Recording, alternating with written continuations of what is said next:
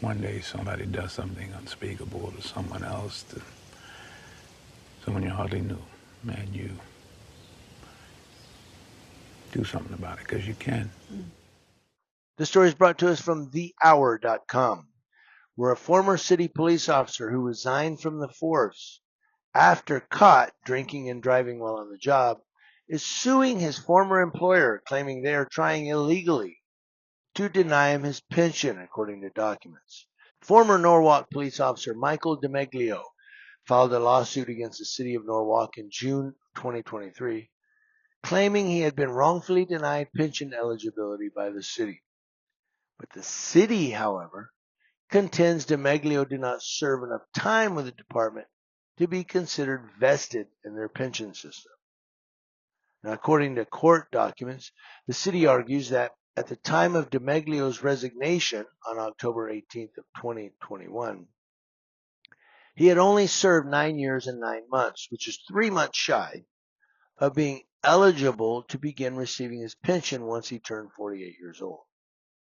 But DeMeglio claims the city is ignoring a key provision of the department's collective bargaining agreement that affords officers who previously served in the military to purchase up to 2 years of credit toward retirement.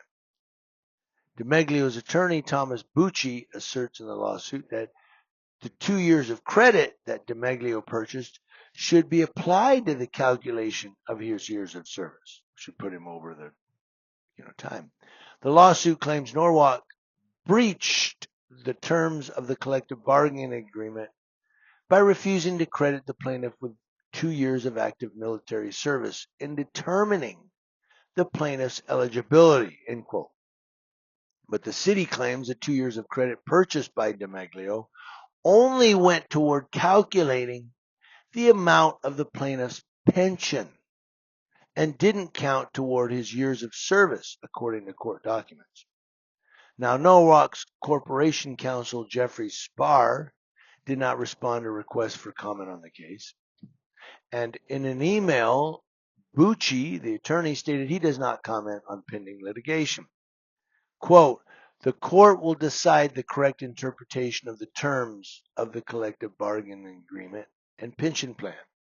That's what Bucci said. Norwalk Mayor Harry Rilling said that while he couldn't discuss details in the case, he said it was a horrible occurrence that led both parties to this impasse. DeMeglio's resignation from the department came amid accusations that he and a colleague were drinking and ignoring calls for service while on duty. Arrest warrants show a 12-hour period between October 8th and October 9th, 2021, in which DeMeglio and colleague Sarah Laudano are drinking in their police cruisers in a Norwalk school parking lot and not responding to calls for service before they were found in a hotel room together. Laudano was accused of driving with a baby and a civilian in the cruiser after she consumed alcohol and was using a THC vape pen, according to the warrants. She also faced a charge of risk of injury to a minor. A department investigation was launched, determined their conduct went beyond department violations, and criminal charges were filed.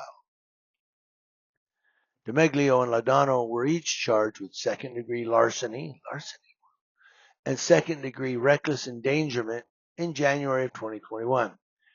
Both later pleaded guilty to sixth-degree larceny and second-degree reckless endangerment as a part of a deal with state prosecutors.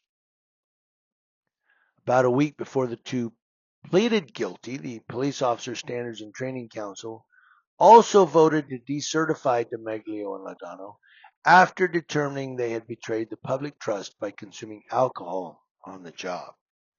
Quote, I never would have expected anybody to do that, let alone a police officer, but it happened and we're dealing with it and making sure there's a minimal cost to the city, said Mayor Rilling.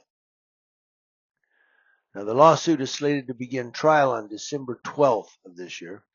And according to court documents, DeMeglio's former colleague, now Norwalk Police Chief James Walsh, and Mayor Rilling are scheduled to testify. So this cop was caught drinking on the job, apparently, resigns. 3 months shy of 10 years. And now he's saying, hey, I want my pension. But 10 years, you're invested. And I know that too as well. Once you hit that 10-year mark, they send you an email actually saying, you're vested now. Hey, it's time to look at retiring. I'm not ready to retire. I love helping people.